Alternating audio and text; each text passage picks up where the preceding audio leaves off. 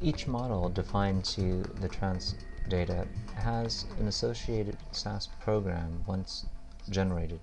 This SAS program will be executed in order to perform the transformation. Now by default, you can generate that program by clicking on Save Code and store it at any specified location that you like. In this case, it's going to create a new program. If it already exists, it'll ask you to override it. So this is what the example program would look like, defining the attributes and creating any transformation that you've defined. In that case, the program is listed here as it's associated with this particular model. Now, in order to edit that program after it's been generated, you would need to select on the program. If your selection is somewhere else and you click on the Edit Program button, it will ask you to then select a specific program, but by default it navigates to the first program closest to where you were highlighted or you were selecting. Now if I want to edit this particular program, I can click on that program and then click on Edit Program. In this case, it shows me the original code, and I can go ahead and type in some extra logic here, and then click OK, which means it will save that program to this particular name.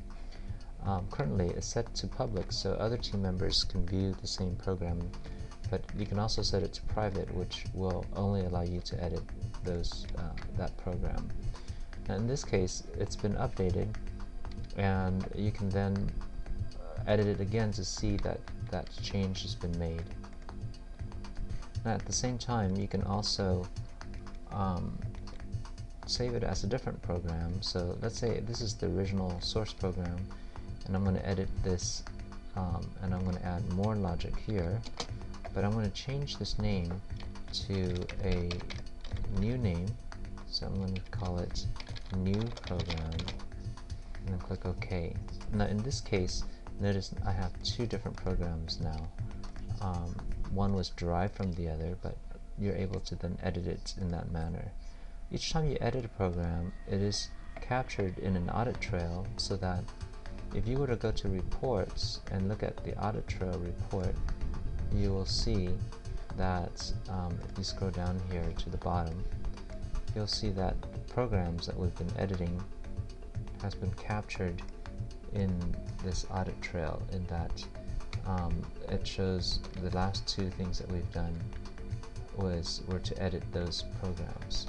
So you do have an audit trail of all the actions that you've done, but that's how you would be able to edit the existing programs that's been generated to perform your transformation. This is usually reserved for the cases where you have very special custom transformation that the default edit transformation model does not apply. So you can edit those custom transformation through this edit program mode.